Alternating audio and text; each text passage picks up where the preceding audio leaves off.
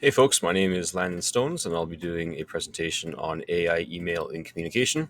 I didn't get to teach much besides phys ed this year, so I didn't really get a chance to integrate AI into much of my practice, except for answering the 1 million emails that I've received since the semester started, and that's where AI has certainly made my life a little bit easier in terms of um, helping me to craft emails, helping me to respond to emails. Um, yeah, I'll show you some of the tools that are available and how they can be used. I'll also talk a little bit about the research behind AI and communication. There isn't a ton available. There is some, and I think the benefits that you can imagine are ones that they found, and some of the drawbacks are also ones that you probably won't surprise you. But we'll talk a bit about that too, and then I'll show you some examples of how AI can be used to just make your life a little bit easier, hopefully. So AI and communication. Incorporating AI in email communication can lead to faster response times and allow us to have more time to focus on other important matters. Um, In the fast paced world of leadership, effective communication is paramount. It bridges the gap between knowledge and action and can turn vision into reality. It's from Canada in 2024. So 2024, I mean, that's this year. This is pretty recent research. That makes sense with the recent blowing up of AI. Also from Canada, thankfully, you have access to a number of AI tools and techniques that can enhance your email communication, ensuring your messages cut through the clutter to resonate with readers and inspire targeted action. That's one thing that I've really found with using AI email checkers, generators, whatever you want to use it as, is it gets to the point, removes the fluff, but also you can type what tone you're going for, and so if you always wonder like, oh, does this email come off a little too harsh, or am I not being direct enough, um, the AI can help you get that tone that you want without watering down your message. So AI in communication is becoming more commonly used and effective, as we'll see here. So AI is already widely used in daily communication. The social consequences of using it to communicate remain largely unexplored. That's from Hohenstein et al. And that's what I found through my research was that we know what it's used for, we know what it can be used for, we don't know exactly what that means yet. So to be determined. Um, Carrying on, as of 2017, algorithmic responses constituted 12% of all messages sent through Gmail. Um, and that doesn't surprise me really. Now that Gmail has that those automatic response buttons at the bottom, I click those once in a while. You can use different add-ons like Grammarly can help you craft an email right inside of Gmail. There's a number of tools that are hooked up right into our email systems that can help us craft a response without putting much thought or effort into it. And lastly, using algorithmic responses changes language in social relationships, increases communication speed, use of positive emotional language, and conversation partners evaluate each other as closer and more cooperative. I think that's because most email responses probably don't have a negative tone to them. Not unless it's an intentional, like you're trying to send a message, I guess. And so the AI automatically goes with a friendly or softer tone. Um, and so it's kind of increasing the overall positivity of our email communication. Thought that was interesting. But some drawbacks. So participants are capable of recognizing their partner's use of smart replies. The more participants thought their partner used smart replies, the less cooperative they rated them.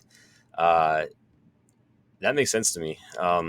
Sometimes I'll receive a response from a colleague or a parent, and it just doesn't quite seem like it's them. And then you start to think, like, am I just getting the AI response? Is that a little offensive? I don't know. Uh, So if you start to think that someone is just putting in the minimal effort and just clicking the automatic response, maybe you start to think, well, they're not putting the effort into this relationship that is probably deserved. Um, so that's interesting there. And then pay close attention to what you copy and paste into any AI tool. Be sure to remove sensitive details like your product's name or proprietary technologies to protect your IP. And that comes from the business side of things, but it's the same in education. Don't don't put names, don't put addresses, birthdays, anything like that into the AI because you have no idea what their cybersecurity is like. To add on to that, also you have to double check what the AI generated email says. You might glance at it and think, "Yep, good to go," but you are responsible for whatever you send. And if you send something that you did not mean to send, you can't say, "Oh, it was the AI." Like, no, it was you. Yeah. So some benefits, some drawbacks. Here are a couple of examples. So, example one, going on vacation. This one is done with Magic School AI. So, a parent emails you and says, I'm emailing you to inform of A's pre planned vacation. A will miss the entire week of these dates. I'd appreciate some coordinating. All missing work tests in advance. We've all received this one before as teachers. If possible, can he take exams online and we can proctor for him? If not, can we make accommodations? So and so, on and on. Yeah, we've all received this. I want to respond to this with an understanding and accommodating tone. I am perfectly fine with being flexible in this case. So I hit generate and I get, dear parent's name, thank you for reaching out and letting me know about A's upcoming family vacation. I completely understand the situation and will ensure that we coordinate all the necessary work and tests in advance for A to stay on track with their academics. Regarding the exams, I appreciate your suggestion of proctoring. I won't read this whole thing, I'm running out of time, but it has the tone that I wanted. It was really easy. I read it over and I click send. Not a problem. Another example would be a bullying concern. This one I use ChatGPT. You can use ChatGPT for so many things. If you're comfortable using ChatGPT and developing your own prompts versus using Magic AI, which is kind of a more an easier interface, ChatGPT I find is more flexibility. So, dear teacher's name, I'm reaching out with a serious concern. My child has been experiencing bullying on the playground, including verbal taunts and being left out. This is deeply upsetting. We've probably all received something like this before, too. Could we discuss this as soon as possible? Your guidance would be appreciated. Um, ChatGPT's first answer was a long reply, and I look at this and I think, oh my goodness, this is probably an in-person conversation that I need to have with this parent. I'm probably not sending an email this long. So I very simply went with the prompt shorter, and then it gave me a much shorter reply. Basically, I appreciate your concern. You can always pause and read this yourself too. I'll just give you the Coles notes. Let's arrange a meeting to formulate a plan of action. We could also involve the guidance counselor. Please share your availability, and we'll get this dealt with. Type thing. Pretty easy. I would even save some of these as templates for future use. And one thing with ChatGPT is that you don't have to pay for the premium version to make edits to your prompt.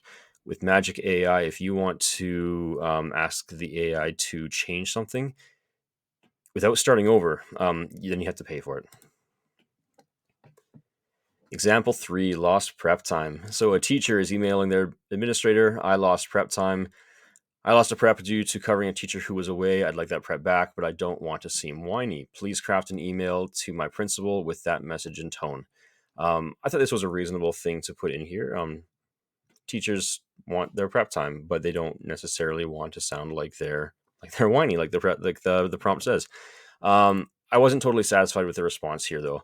I think maybe it's just my style, but it's too formal for me. I wouldn't ask this way, I don't think, and I wouldn't expect my staff to be this formal. I would expect just something a little bit more personal. So if you read this over, I hope this message finds you well. I am writing to kindly request the restoration of prep period. It does give you a general outline, but I think if I was using ChatGPT, I would probably put in the prompt less formal. Unfortunately, I used Magic AI for this one, and you can't really edit it in the same way. So the AI is good for crafting emails as well with a tone. If you're the first one reaching out, it's not just an email responder. And then example 4 is my last one. So an email to a parent. I use Magic AI for this one too. So it's spring. Don't forget rubber boots and extra clothes in case your clothes get wet outside. That's the topic of my email. I want to have an email to send to a parent or parents. So generate. I hope you're all doing well as we enjoy the beautiful spring weather. I want to remind you to ensure your child has their rubber boots and extra clothes with them at school. With the outdoor activities we have planned, it's always handy to have a spare attire in case of any unexpected messes or wet clothes. Thank you so much for your attention to this matter, and please feel free to reach out if you have any questions. I love this email. That's exactly how I would word that. That's what I would send out. I mentioned here that you could send it to the whole class as written, or you could send it to one parent whose kids may have forgotten their boots and had a miserable recess. Yeah, so those are some examples of how I've used the AI. These examples are they're not exactly what I've dealt with this the last few months, but they're basically the same. It saves me so much time. If you get a chance to explore some of the options in Magic AI, I encourage that. If you're comfortable with ChatGPT, I encourage that. And maybe start saving templates that you like, so that you don't have to go to the AI every time. You have kind of a bank of email responses. And as always, check through your response to make sure that it is exactly what you want to say and the names are right and everything. Here are the 2 references that I used. There's the LinkedIn article from this year, and then there was the article, the scholarly article from last year.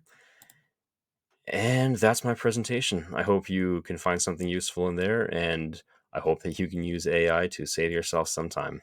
Thanks.